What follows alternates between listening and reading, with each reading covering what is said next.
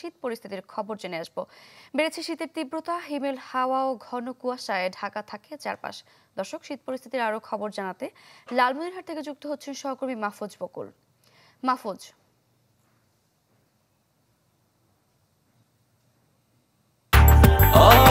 Breakfast, tiffin কিংবা snack টাইমে মজাদার আয়োজন মানে অল টাইম ব্রেড।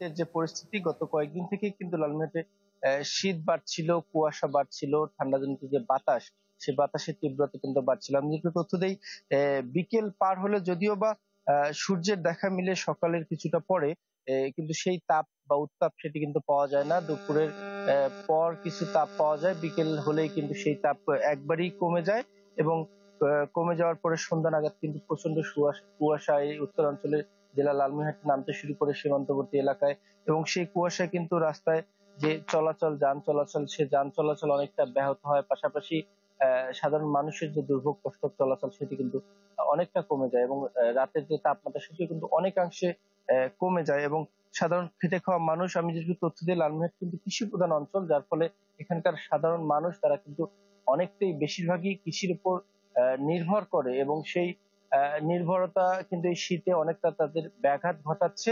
কেননা তারা কৃষির যে কাজকর্ম সেগুলো কিন্তু করতে পারছেন না। এই সময়টা তাদের বিভিন্ন যে ফসল, সেই ফসল আবাদ এবং রোপণের সময় তারা কিন্তু শীতকে মারিয়ে তারা এই আবাদগুলো করছেন। এবং মেডিকেলের যে বিষয়, হাসপাতালের বিষয়গুলো যদি বলি, ঠান্ডা যেহেতু বেড়েছে, যার কারণে হাসপাতালগুলোতে বিশেষ করে বহির্বিভাগে ঠান্ডাজনিত রোগবালাই বেড়েছে, সর্দি কাশি, ছোটদের নিউমোনিয়া, এই রোগবালাই কিন্তু বেড়েছে।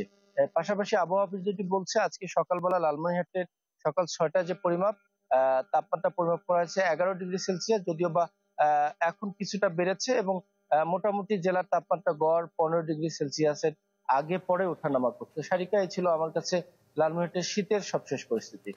মাহফুজ বকুল, আপনাকে ধন্যবাদ।